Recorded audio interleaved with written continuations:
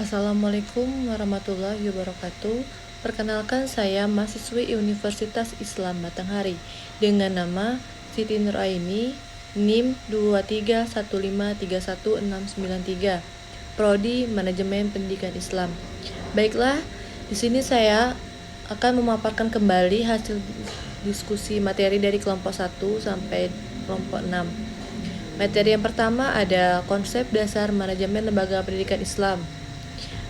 Lembaga Pendidikan Islam atau LPI memiliki peran penting dalam membentuk generasi beriman, berilmu, dan berakhlak mulia.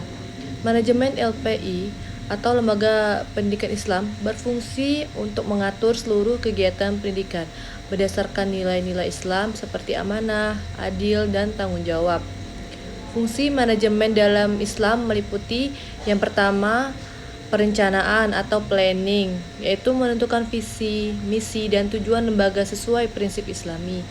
Yang kedua ada pengorganisasian atau organizing, yaitu menyusun struktur lembaga dan pembagian tugas. Yang ketiga ada penggerakan atau actuating, yaitu memimpin, memotivasi, dan mengarahkan seluruh warga lembaga.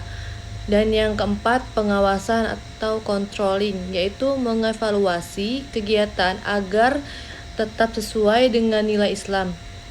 Dari materi pertama dapat disimpulkan yaitu manajemen lembaga pendidikan Islam harus berjalan efektif dan efisien berlandasan iman serta akhlak agar menghasilkan lulusan unggul dunia dan akhirat.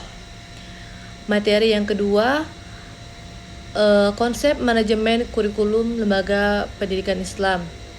Kurikulum adalah pedoman utama proses pembelajaran di lembaga pendidikan. Manajemen kurikulum berfungsi memastikan kurikulum berjalan sesuai dengan tujuan pendidikan Islam dan kebutuhan zaman. Ruang lingkup meliputi yang pertama ada perencanaan, yang kedua ada pengorganisasian, yang ketiga ada pelaksanaan, dan yang keempat evaluasi. Dapat disimpulkan dari materi kelompok 2 yaitu manajemen kurikulum yang baik menjamin kesinambungan pendidikan yang adaptif, berkualitas, dan berkarakter Islam. Materi kelompok 3 yaitu desain pengembangan lembaga pendidikan Islam.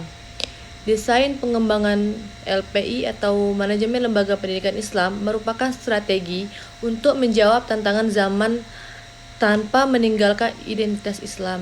Aspek utama pengembangan yaitu yang pertama kurikulum integratif, yaitu menyatukan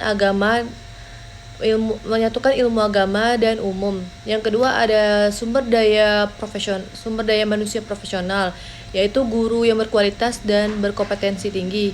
Yang ketiga ada teknologi pendidikan, yaitu pemanfaatan LMS dan e-learning. Yang keempat ada manajemen modern, yaitu berbasis perencanaan strategis dan mutu. Dan yang kelima adalah kemitraan, yaitu kolaborasi dengan lembaga pemerintah swasta dan luar negeri. Kesimpulan dari materi kelompok 3 yaitu dengan desain pengembangan yang terarah, lembaga pendidikan Islam dapat menjadi pusat pembentukan insan kamil yang beriman, berilmu, dan berakhlak mulia. Selanjutnya yaitu materi kelompok 4, konsep manajemen pendidik dan tenaga kependidikan. Manajemen pendidik dan tenaga pendidikan adalah proses mengatur, mengembangkan, dan memberdayakan guru serta tenaga pendukung pendidikan agar lembaga pendidikan dapat berjalan dengan efektif. Guru memiliki peran sentral sebagai ujung tombak pembelajaran, sedangkan tenaga kependidikan tugas mendukung kelancaran seluruh administrasi dan layanan pendidikan. Manajemen ini mencangkup aktivitas seperti perencanaan, kebutuhan guru, rekrutmen, seleksi, penempatan, pengembangan kompetensi, pemberian kompensasi, promosi, evaluasi kinerja, hingga pemberhentian. Semua proses tersebut harus dilakukan secara profesional dan berkesinambungan agar kualitas pendidikan dapat meningkat. Selain itu, pengembangan pendidik dilakukan melalui pelatihan, workshop, komunikasi praktik, penelitian, tindakan kelas, sertifikasi, dan pembinaan pribadi.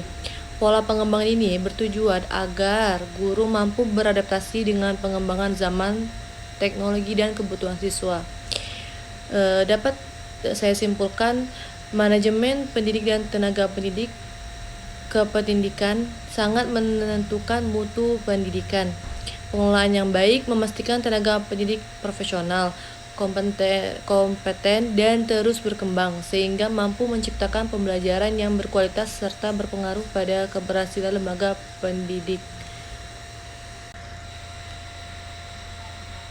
Selanjutnya, materi kelompok 5 yaitu konsep manajemen kesiswaan. Manajemen kesiswaan adalah proses mengatur, mengawasi, dan membina peserta didik, mulai dari mereka masuk hingga lulus dari sekolah. Tujuannya adalah memastikan siswa dapat berkembang secara optimal, baik dalam aspek akademik, sosial, maupun kepribadian. Fungsi utama manajemen kesiswaan meliputi pengembangan individualitas siswa, pengembangan kemampuan sosial, penyaluran aspirasi dan minat, serta memenuhi kesejahteraan siswa. Manajemen ini mencakup kegiatan penting seperti pendaftaran siswa, layanan konseling, pengembangan bakat dan minat, pembinaan disiplin, serta penyelenggaraan kegiatan kurikuler dan ekstrakurikuler. Prinsip-prinsip yang harus dijalankan dalam manajemen kesiswaan antara lain berorientasi pada peraturan, selaras dengan tujuan sekolah, mengembangkan kemandirian siswa, menghargai keberagaman, serta memberikan pembimbingan yang efektif. Jadi dapat saya simpulkan dari materi kelompok 5, yaitu manajemen kesiswaan memiliki peranan vital dalam menciptakan lingkungan belajar yang tertib, teratur, dan kondusif. Pengelolaan yang baik membantu siswa mengembangkan potensinya secara menyeluruh, sehingga mereka siap menghadapi tantangan masa depan dan menggapai cita-citanya. Selanjutnya materi kelompok terakhir yaitu kelompok 6 dengan judul konsep manajemen sarana dan prasarana pendidikan. Manajemen sarana dan prasarana atau SAPRAS pendidikan adalah upaya mengelola seluruh fasilitas yang digunakan dalam proses pendidikan, baik yang dipakai secara langsung maupun tidak langsung. Sarana mencangkup alat pembelajaran seperti media, buku, laboratorium, dan alat peraga. Sementara itu, prasarana mencangkup gedung sekolah, ruang kelas, halaman, listrik, sanitasi, musola, dan fasilitas pendukung lainnya. Prosedur pengelolaannya meliputi perencanaan kebutuhan, pengadaan barang, inventarisasi, penggunaan, pemeliharaan rutin dan berkala, serta penghapusan fasilitas yang sudah tidak layak dalam konteks lembaga pendidikan Islam. Sarana dan prasarana juga harus mencerminkan nilai-nilai Islami seperti kebersihan, kerapian, dan suasana religius. Manajemen sarana dan prasarana yang baik memastikan fasilitas siap pakai, aman, dan nyaman, serta dapat mendukung proses pembelajaran secara maksimal. Jadi, dapat saya simpulkan yaitu sarana dan prasarana adalah komponen penting yang sangat mempengaruhi kualitas pembelajaran. Pengelolaan yang profesional, efektif, dan berkelanjutan akan menciptakan lingkungan belajar yang kondusif, nyaman, dan sesuai dengan nilai-nilai pendidikan Islam. Sekian pemaparan singkat dari saya. Lebih dan kurangnya saya mohon maaf. Saya akhiri. Wassalamualaikum warahmatullahi wabarakatuh. Bye.